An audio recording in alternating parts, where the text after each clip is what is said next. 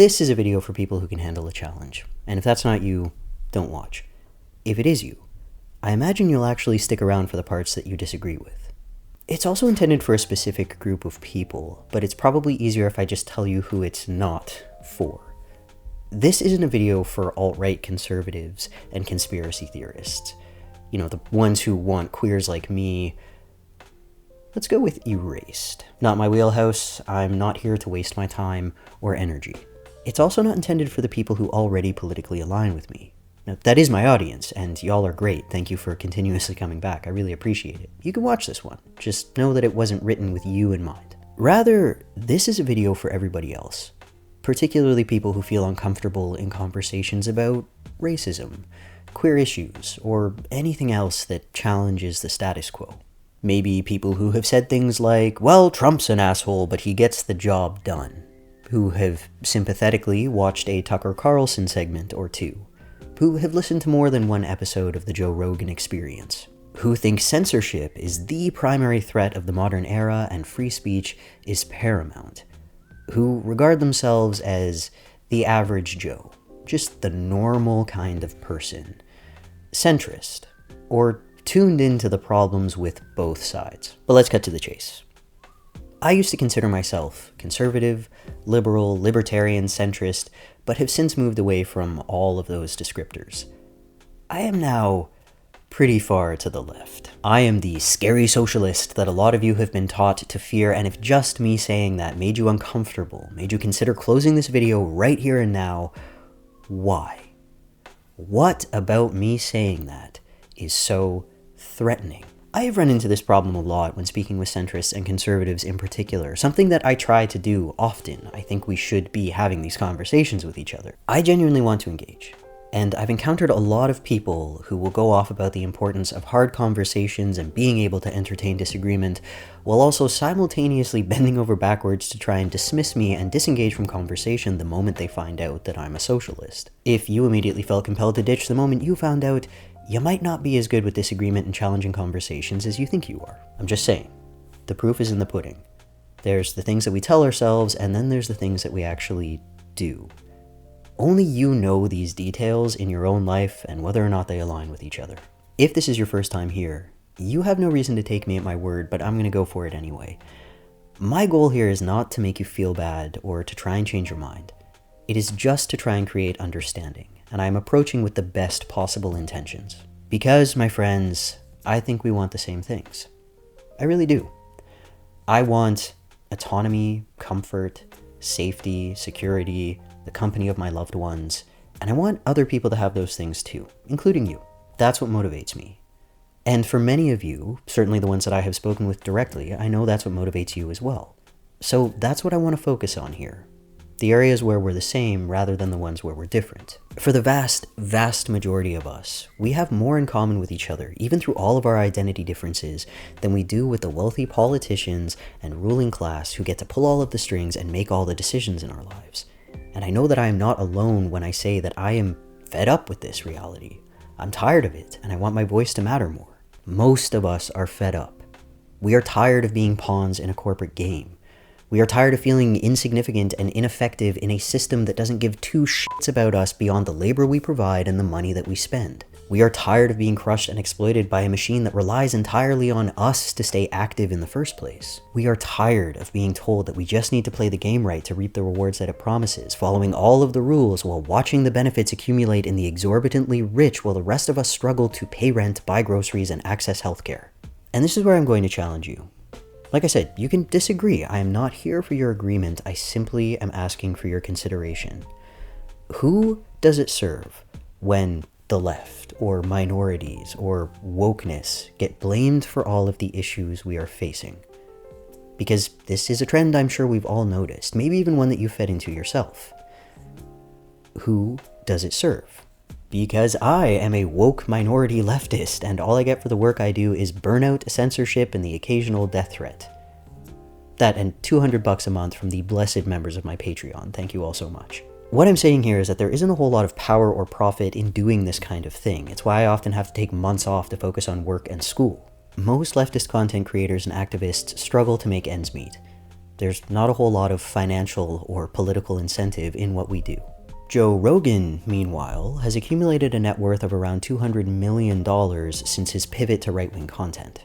As a tenured University of Toronto professor, Jordan Peterson would have made around 130 to 160,000 Canadian dollars a year, compared with his yearly salary from the Daily Wire as an alt-right outrage farmer that falls somewhere between 600,000 and 1 million US dollars. It's pretty clear that his apparent cancellation was very much to his benefit. Peterson's co-worker, Matt Walsh, a former nobody who has since risen to right-wing influencer status by attacking queer people, gets about $1.2 million a year from his position at the Daily Wire. Their handler, Ben Shapiro, has an estimated net worth of around $50 million. And keep in mind that where these three guys are concerned, this is just what little information is available, and only about the Daily Wire specifically. Between YouTube, investments, and speaking gigs, these guys have more money than the rest of us could fathom. Elon Musk added an additional $170 billion to his net worth following the 2024 election alone. That's the span of just a couple months. This man could single-handedly feed every starving person on the planet and end world hunger by 2030 and still have a net worth of around $230 billion. According to the UN, it would cost around $40 billion a year to feed all of the hungry people in the world.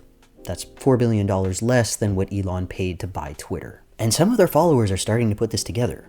Hopefully some of you here right now, because we should be communicating. I can promise you that you have way more in common with those of us over here on the woke left than you do with any of these outrage profiteers. If you don't live under a rock, you are familiar with the killing of United Healthcare CEO Brian Thompson and the ongoing trial of the alleged killer Luigi Mangione. You might also be familiar with the media's attempt to skew coverage of Mangione as a left-wing revolutionary despite him being openly center-right, critical of left-wing politics, and sympathetic to the feds. But it doesn't really matter, because regardless of his political affiliations, he has united people across the political spectrum who are fed up with wealth inequality and exploitation. But for just a moment, let's refocus attention on the outrage farmers at the Daily Wire.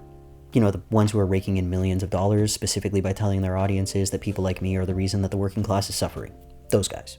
Because I just want to give a little shout out to Ben Shapiro's own fans who called him out when he tried to turn the Mangione case into a left versus right issue. Like, they were not having it. At the age of 23, my partner was given an $80,000 medical bill because her insurance would not cover the surgery she needed to correct a botched procedure from her childhood. The hospital then refused to continue her treatment for her chronic condition until she paid off her medical debt. This is not a left or right issue, Ben. This is a people's issue.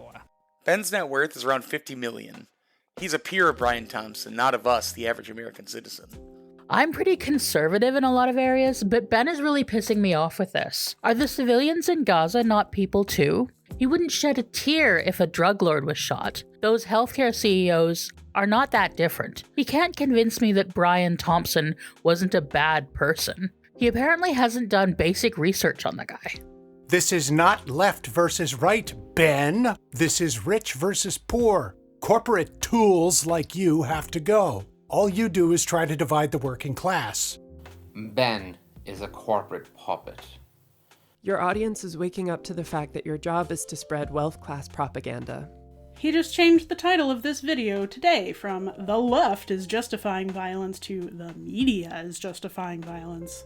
Eyebrow raise. Why'd you delete the original video? Stand your ground and address your critics. You don't live in a bubble. Go off. I don't think I'll get many Daily Wire fans, hopefully former Daily Wire fans watching this video, but just in case, I need to ask, do you think that this is the first time Ben has lied to his audience for his own political and therefore financial interests, to serve the political and financial interests of his shareholders? Do you think that maybe, just maybe, there is a reason why guys like this try to frame the left and wokeness as these horrible entities that are coming after all of your money and freedoms? What is it exactly that they are trying to steer you away from? Once again, who does it serve? Who does it benefit? Do you think it's you? And how's that been working out for you so far? Still with me? Because I want to reiterate, my goal here is just to get you asking questions. And with that in mind, here are 5 things I want to encourage you to look out for in your media favorites if you want to start confronting this shit. They never change their opinions in response to new information, and they especially don't admit when they're wrong. Being wrong is an inevitable part of being human. This is just a normal thing. Everybody's going to be wrong sometimes. Everybody's going to make mistakes. It's the people who admit their mistakes that you should learn to put your trust in, because they are the people who are going to self-correct when new information presents itself. When an issue is brought up with them, they never engage it directly, opting instead for whataboutisms and deflection. Up here in Canada, for example, you can't call Pierre Poilievre a shady liar who's cozying up to billionaires without someone frothing at the mouth over Trudeau being an egotistical trust fund baby who ruined the economy. Multiple things can be true at once. It's almost like our entire political system is a no-choice nightmare. They work backward from their own narratives instead of forward from actual evidence and data. For example, blaming rising crime rates on moral degeneracy while neglecting all of the data showing that it is, in fact, wealth inequality that exacerbates poverty and crime by extension. They are themselves multimillionaires or billionaires who have ties to politics, major corporations, or both. This is just ulterior motives 101, folks. Follow the money. And finally, they try to direct your anger at minoritized groups instead of addressing the actual problems. In order for them to hold power over you, they need you to feel like you have power over someone else. The powerless make pretty convenient targets on that one. Culture wars are intentionally constructed by people with excess wealth and power, specifically so that they can keep those things. That's it. They are sitting on mountains of money and political influence, looking down at the rest of us struggling to survive in a system they maintain and doing everything in their overinflated power to make sure the real culprits never face accountability.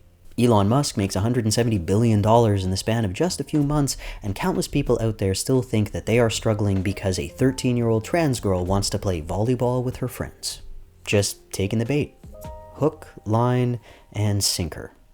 If you are a centrist or conservative, you need to start confronting this, even if you don't believe it yourself. You need to start examining why so many of your buddies and all of the prominent politicians that you support do believe it, or at least push the narrative. But let me get personal for a second.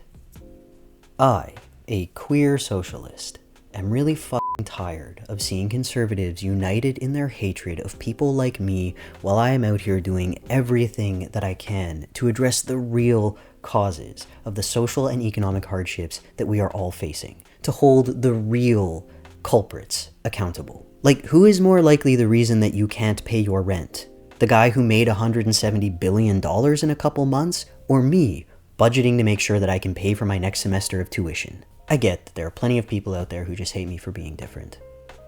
But if you are someone who actually believes in personal freedoms, I need you to put your money where your mouth is.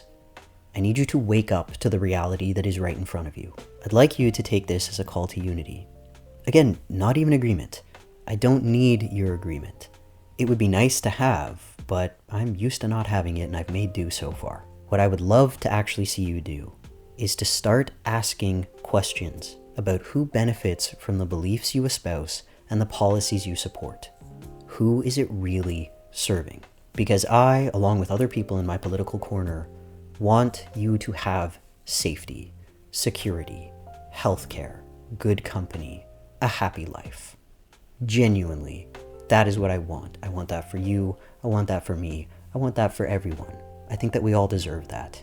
Regardless of whether or not you agree with my methods, that is the base that I'm operating from. Do you honestly think that the people who are profiting off of our division and your suffering, your outrage, want the same thing? None of this is getting better until we work together. And that's not going to happen if we are focused on a manufactured culture war that is designed specifically to keep us from connecting. So agree with me, disagree with me. I hope you'll see me as your ally regardless. Because as long as we want the same things, we gotta work together to make that happen. I will be diving into this more. So if you're at least curious enough to explore this further, I hope you stick around. If not, hey, I appreciate your time on this one at least, and I hope you'll consider what I've discussed here. I might not be able to respond to all of the comments I get, but I do read them, so please share your thoughts. Hopefully I will see you again. But either way, thanks for watching.